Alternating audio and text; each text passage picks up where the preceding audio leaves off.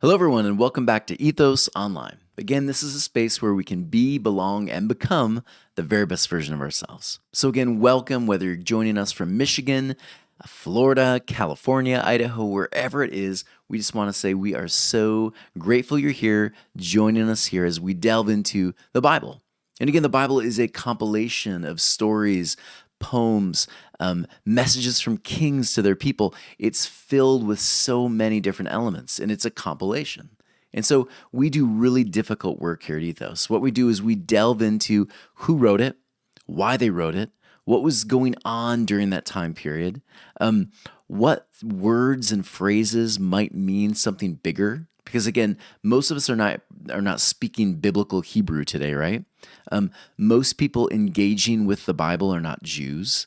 And so when you understand Jewish culture, the people who actually wrote this, when you understand the Hebraic language, all of it begins to pop. And so often what I find is I'll bring up a concept and people say, well, that's not in the Bible. And I'll bring them to the Bible. I'll bring them to Torah, right? Genesis, Exodus, Leviticus, Numbers, Deuteronomy. And I'll bring up, this is what this word actually means. And this is what tribes during that time period would do with this concept. And when you study that, when you learn it, the whole thing makes far more sense, right? And that after you learn those points, after you learn these little tidbits of information, of history, of context, right? That's when you can apply it.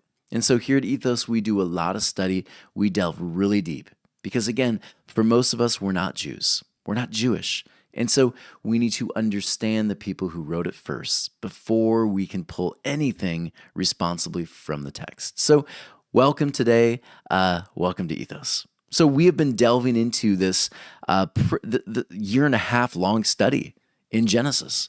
And Leo and I, we've been talking, and our producer, and we've been realizing this is going to take about 2 years, really, because Genesis is 50 chapters. And so we're on chapter, I believe, 29 today. And so it has taken us a while. And some people might say, that seems silly. You've taken a long time to get through that book.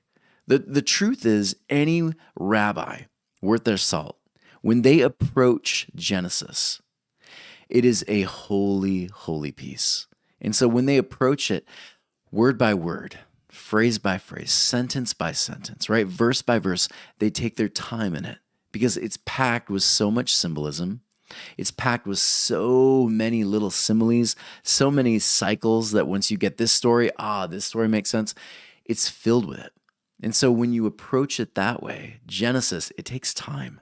I've heard of rabbis taking 10 years to move through this one book.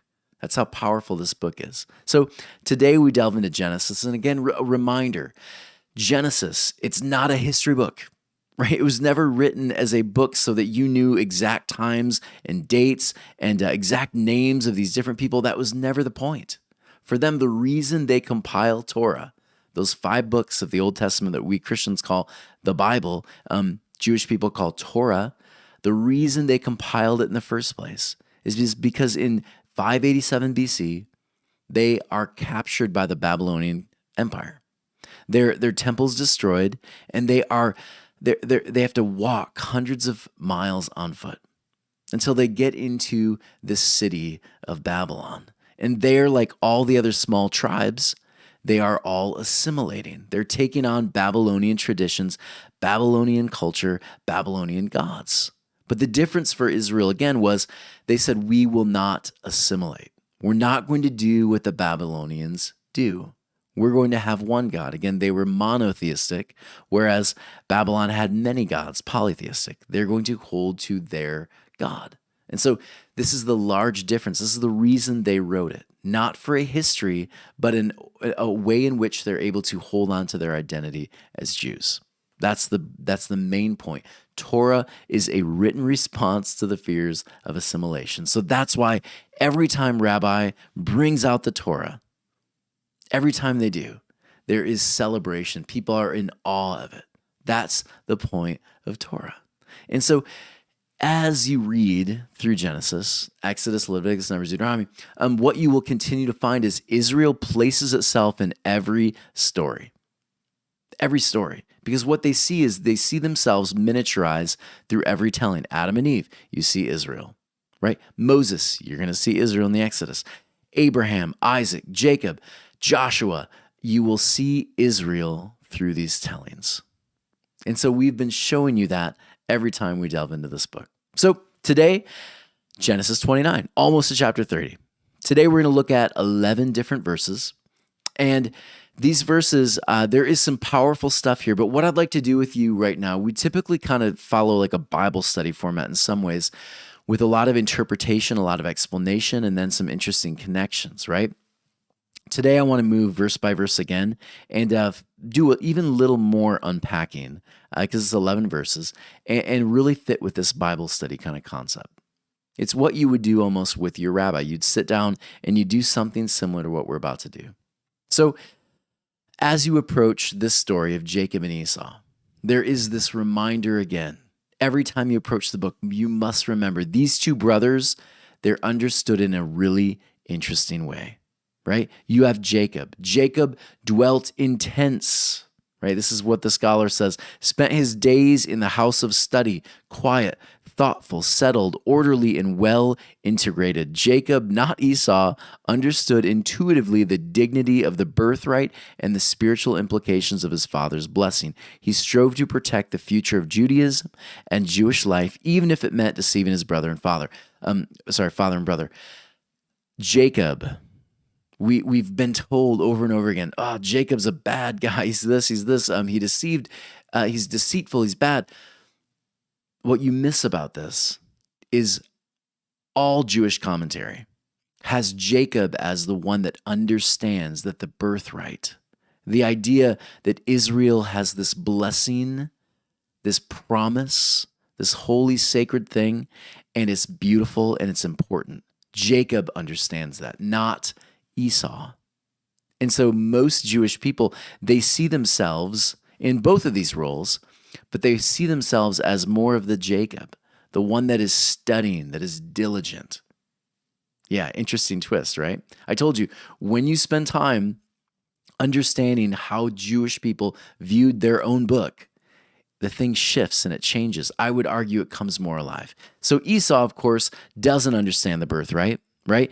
He's willing to just give it up for a pot of soup, right? That's the idea here. Esau misses it. And so Jacob and Israel are seen in two different ways, and this is how they understood themselves. This is how they saw themselves. There is like the higher self and the lower self, the Jacob and the Esau. And so this is, again, where we start. We remember this. The twins are really the beautiful light and darkness. This comes from Rabbi Rashi, that we Jews embody from day to day. Whichever side we feed is a side that will either waste the blessing of life or multiply it. Beautiful, right? So Jacob. So let's focus back on Jacob, and let's read through 29, 1 through 11. So here we go. Now Jacob lifted his feet and went to the land of the people of the east. And he looked, and behold, a well in the field, and behold, 3 flocks of sheep lying beside it. Beside from the well there was water. He would water the flocks, and a huge rock was upon the mouth of the well. And all the flocks would gather there, and they would roll the rock off the mouth of the well and water the sheep, and then they would return the rock onto the mouth of the well to its place. And Jacob said, My brothers, where are you from? And they said, We are from Haran. And he said to them, Do you know Laban the son of Nahor? And they said, We know him. And he said to them, Are things going well for him? And they said, Things are going well, and behold, his daughter Rachel is coming with the sheep. Right, they're pointing it out. And he said, The day is yet long. Is it not the time in the livestock? Wait, water the sheep and go pasture? And they said, We cannot do that until the flocks are gathered together, and they will roll the rock off the mouth of the well, and we shall then water the sheep. While he was talking with them, Rachel came from her father's sheep, for she was a shepherdess. And it came to pass, when Jacob saw Rachel, the daughter of Laban, his mother's brother, and the sheep of Laban, his mother's brother, that Jacob drew near and rolled the rock off the mouth of the well, and he watered the sheep of Laban, his mother's brother. And Jacob kissed Rachel, and he raised his voice, and he wept. So, I know that seems like, well, that's the beginning of the real story, right? The love story. There's more here, right? There's some interesting stuff I want to share with you. So, whenever I read scripture, whenever I delve into this, I always look for interesting phrases and I ask questions all the time of it. And so, as I'm reading, I'll ask the question and then I'll go and see what have these old rabbis, well before Jesus, right? What have they said about this text? What did the original authors and the Jewish people say about this text? And I'll delve deep and I'll look at the words and then I'll find application for me later. So one of the questions I had was Jacob lifted his feet and went to the land of the people. That's a weird phrase to me. Lifted his feet. And so I asked the question, what does that mean? He lifted his feet. Does this common phrase just mean he just stood up, he got up and he left? Maybe, then why not say it that way? Why not translate it that way? And so what I found is this is a really common phrase that means something a little bit bigger. And so one interpretation, which is kind of the most common one for most rabbis, says this: when Jacob lifts his feet, he is doing what we Hebrews do when faced with pain. We pick ourselves up. Jacob sees Yahweh and leaves with a new understanding of the world and a new hope. I find that really kind of interesting. Jacob, after experiencing this moment where he realizes, wow, like the divine is with me, right? Where has the divine not been, right? He's been with me the whole time and I wasn't even aware of it, right? I went through this really painful experience and now I can pull myself up because now I have the hope, the courage, the energy, the faith, whatever you want to call it, to finally get off of my feet. I lift myself up knowing that there's hope, there's a bright tomorrow. That's the idea. And think about the Jewish nation there, right? Think about these people who over and over again, their nation is crushed, right? So many times these people have gone through so much, right? The Egyptians, the Babylonians, the Greeks, the Romans, the Germans, right? So many different groups have found a way to almost crush this nation. Yet that nation of Jewish people is resilient, which causes me to say, man, think about like humanity in general. It's really our story too. Over and over again, we experience pain, brokenness. But when we get those moments where the divine steps in and we say, holy cow, right? Surely God was in this place the whole time and I wasn't even aware of it. We get those moments and it gives us courage to stand up and step into life again, walk and move through another day, right? This is what it means. Jacob lifts his feet. It's a beautiful phrase. It's one that as a Jew, anyone reading that would have connected immediately. It's a Jewish phrase. And that's what we do. We lift up our feet, right? We lift ourselves up. Beautiful. It continues. He went to the land of the people of the East. So who are the people of the East? Well, answer in a very short, his mother's family, right? It's his family. He seeks out family. After he experiences this really divine moment with God, after he pulls himself up, he takes this 400-mile journey back to his family, right? Much like his ancestors did. Check out this quote. I found this really pretty interesting. And I'm going to show you a couple different ones today, just to kind of get you understanding there's so much to unpack. So sometimes we get so focused on the land of Canaan, the promised land that eventually would become Israel, that we forget the ancestral connection between the promised land and Mesopotamia. Mesopotamia was Abraham's birthplace, and a large part of his family remained there. We find Abraham sending a servant back to what he certainly considered his roots to find a suitable wife for his son, Isaac. And now Jacob goes back to exactly the same place for the same purpose. Again, do you see this? These stories cycle, right? They repeat over and over again. But there is one difference here. And I love that they point this out. There is a difference here between these stories, and it's a subtle one, right? It's one that most rabbis would pull out and say, look at the subtlety, and people would lean in. Watch this.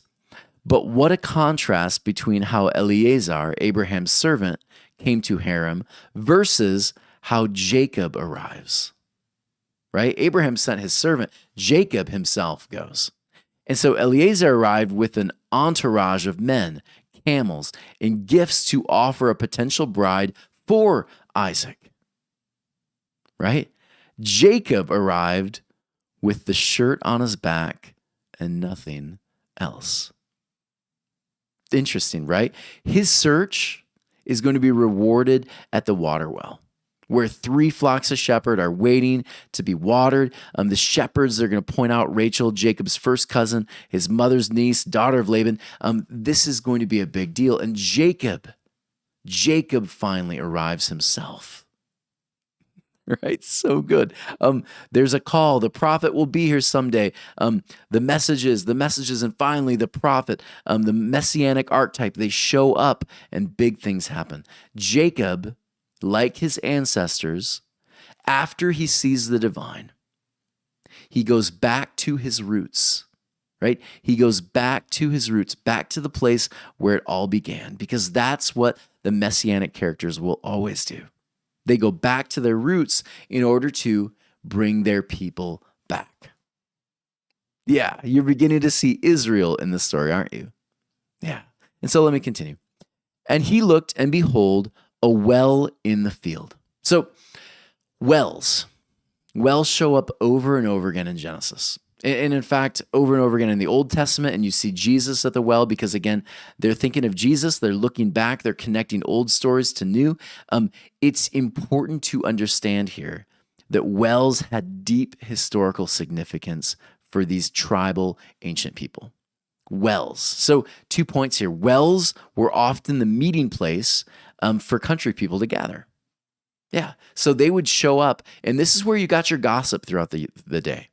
Right? You would work all day with your sheep and your cattle, and then you'd show up at the well, and other people would show up at the well. It was the gathering place where you all talked. It's where you found out how people are doing, right? It's where you went to find out how the town is doing. It's the gathering place. It's where you talked. It's where stories were created and retold. Yeah, okay. Some of you are getting it. 2, wells are often owned by kings or people of status. So the water was not just, we get this idea that water was just freely given. Everyone just takes it. But no. Wells at that point in time, if the king or someone who owned it was wealthy, you had to pay money in order to water your animals. And so the people who would go there, who would give the water to them, were typically the people who owned it.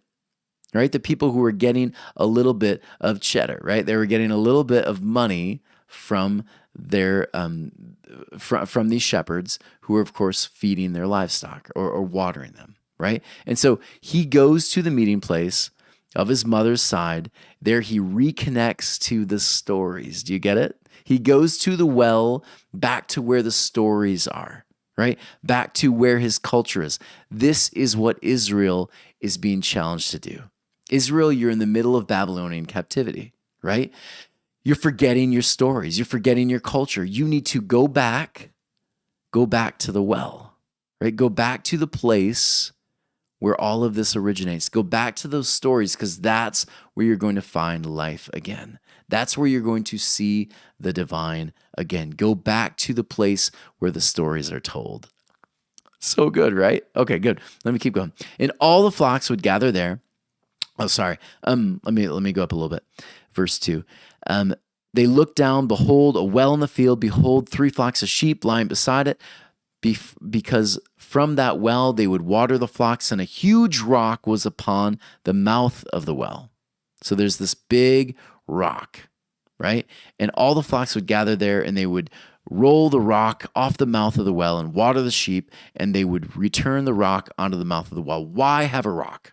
Right? Is this rock there to keep things out? Right? You know, what is the point of the rock? So if you understand ancient culture, there's something interesting here.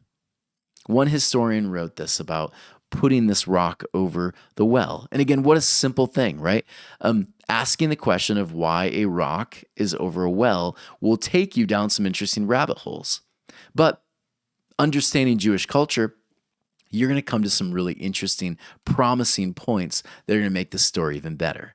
So what I found digging and digging and digging, historically something interesting came up and I wanted to share it with you. This was normal and customary. First, it was to keep dust and small varmints and even children from falling into the well and polluting it. So there we go. Historically, tribes would do that. That's why they'd put that over there. But it was also to keep people who wanted water from helping themselves. So rather, water had to be purchased from the well's owner. The shepherds with those flocks of sheep were waiting until evening when the owner of the well would come, roll the rock off, collect a fee from them, then their animals could drink. Yeah, so Jacob, get this, Jacob understands, again, to reconnect to his past, his culture, he has to kind of pay his dues. Right? He has to wait with everyone else until his family arrives, or at least that's kind of the beginning of where of what we're seeing with Jacob. He's standing there with everyone else. He's waiting for the blessing or the opportunity to unwrap the blessing. Right? Interesting, right? So he waits for the blessing. He's there waiting for it. This is pivotal for Israel. Right? We like to push in our culture, don't we? We have absolutely no time for patience. We need instant gratification.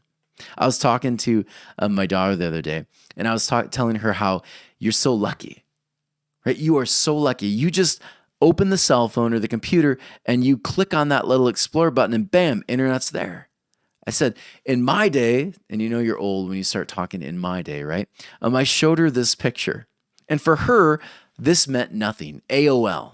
Right? I don't even know if anyone uses AOL anymore, but AOL, many of us know this. You would click that little button connect, and then you'd hear the right? That is essentially this moment where your phone, or sorry, your connection's going from digital to analog, right? Digital to voice. But it has to go through this. You hear it, right? And it took what, a minute, sometimes more? For us today, waiting a minute and a half, 2 minutes for that thing to ding, ding, ding, ding, ding. It was so annoying, but it wasn't terrible for us because we didn't know anything different, right? Some of you remember that would be going on. You'd go to get on the phone and you'd realize, someone's on the internet, right? It'd be so frustrating. Today, we have no time for that. If we had to go through that, many of us, we would lose it. Right? We are a culture right now of instant gratification. If I can't have it now, it's not worth having, right? And we lose it. But here's the thing about what's going on with Jacob. He gets to the well. He doesn't immediately begin to say, I need to see my family. And he says, right, where are they? He waits for the blessing, and it doesn't take long for the blessing to come. But this is why the ancients were so prone to saying, you know what, stop, breathe. Wait on the Lord, right? This is where one of my favorite verses, Isaiah 40, verse 31. But they that wait upon the Lord shall renew their strength, right? They shall mount up with wings like eagles. They shall run and not be weary. They shall walk, not be faint. The idea the ancients had was you cannot push God into your own time, you know, your own time limit, your own ideas of when and where and how it should happen. Things often will happen in their own time. And learning to breathe and wait is sometimes the very best thing you can do. It's when we try to turn it into our own time, try to push things forward, that sometimes we mess it up, don't we? And so Abraham, Isaac, Jacob, right, like Israel, is learning this motion. He's learning to stop and breathe, right? So he goes back to his roots, learns you can't push some things. So we'll continue here. Verse 5, and he said to them, do you know Laban, the son of Nahor? So you know I'm going to look at it, right? What does the name Laban mean? What does the name Nahor mean? Who are these people? Well, interesting connection here. When you look up Laban, you immediately get this. Laban, white. Big whoop. Okay. But when you dig a little bit deeper into Hebraic language, you'll find white, or the word there is prideful. Interesting. Yeah. Nahor means, this is funny to me, snorting. right? So you have prideful snorting. For anyone reading this that was speaking Hebrew and reading this, you would have understood immediately. There is like trickery afoot, right? Irony of all ironies, Jacob takes on the advice of his mother to trick his father into the blessing. And so Laban, grandchild of Nahor, one who understands Torah really well, will trick Jacob because he understands Rebecca's worth, right? He sees that I need to be able to trick this kid into this so he can see the worth of my daughter, right? Irony of ironies, the story kind of repeats again. What Jacob did to his father, now Laban's going to do to Jacob. It's fantastic, right? Jacob needs to understand the bride's worth. You're getting it, right? He needs to understand the bride's worth. He needs to understand Israel's worth. You're following me. We'll get there. All right, verse 6 and 7. Behold, his daughter Rachel is coming with the sheep. So they point out, you're looking for Rachel. Well, she's right there. She's coming in with the sheep. And Jacob says, whoa, it's too early to come in with the sheep, isn't it? Why is she coming so early? Usually people come in later, right? And that's when the owner will come and open it up, right? The owner, the one that everyone waits for there to nourish the community. So they're waiting. And Rachel, she's showing up early. She's showing up early. So he says, what do we do here? The day is not yet long. It's not the time to take in the livestock, water the sheep, go to the pasture. He observes Rachel and immediately desires to water the sheep. So again, notice what happens next. Verse 8, and they said, we cannot do that until all the flocks are gathered together. And they will roll, again, the owners, the ones who, again, the wealthy, the elite, right? The ones who are deserving of opening, the ones deserving, the rock of the mouth of the well, and we shall then water the sheep. So essentially, again, the shepherds are saying, we can't open this because we're not worthy of opening it. Yeah. And so I want you to think about this for a moment. We have all of these messianic archetypes all throughout the Bible, all throughout Torah. You had Moses, right? Abraham, Isaac, Jacob, Joshua. We have all these different individuals. And here's what they do in the story. They become this messianic archetype. And what they'll do for their people is they show up at the well, right? Symbolic well. They show up, and what they do is they unseal the well. And they offer water to their people. Water that's going to sustain them through really difficult times. And that sustaining water is going to help them move out of captivity. Every messianic archetype, and this is why over and over again you will see not just Jacob at a well, Abraham at a well, but you'll also see Jesus who does the very same thing at the well. They're going to offer up for their people water, right? Everlasting water. Yeah, they will remove the seal. They'll open it up for their people. And this is what Jacob's doing. So notice this as it keeps going on. Jacob drew near and he rolled the rock off the mouth of the well. Any Jewish person reading this makes a connection immediately. Whoa! Jacob is the Moses character. Jacob is the Abraham character. It's Jacob. He's worthy of opening the seal. He's worthy of opening the water, pushing the rock aside, unsealing the well. Jacob. If you were to do this during that time period, understand this, if this was literal, the king or the owners would have killed you, right? Or you would have been heavily fined or imprisoned, right? Imprisoned. This is probably more metaphorical than anything, at least at this point. The bigger picture is Jacob is worthy. He is family, right? But he is worthy. He's saying, I am worthy of pushing open the well. Really, really interesting. One, there's a couple interpretations, a couple different observations from rabbis I wanted to share with you. Jacob does what Israel's called to do. He opens the scroll. Yeah, he opens the past. He opens Holy Torah for his people again. Right? Jacob is the Messiah archetype that his people have waited for. He opens, unseals Torah, unseals the wells of living water that Israel may drink again. He goes back home, goes back to his people, and he opens the well up again.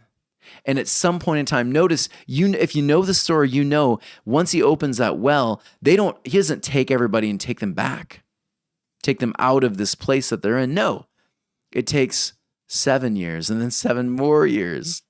Are you following me? Yeah. And I'm getting ahead of myself. I get it. But I think you're beginning to pull together the story. He unseals it. He gets it.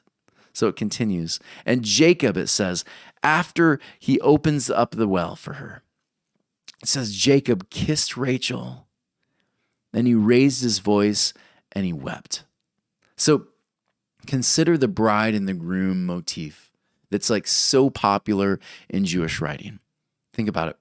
Jacob kisses her. Once the groom arrives in the Jewish wedding, the party bounces, right? It's booming. The drinking begins, right? Once they're married, once the two have come together, there's this party. At this moment, he sees his bride. He sees the woman he's going to marry, right? And again, there's a lot of symbolism here. Jacob raises his voice, it says, and he weeps. It's really pretty beautiful. He's home, right? He's unsealed the past for his people.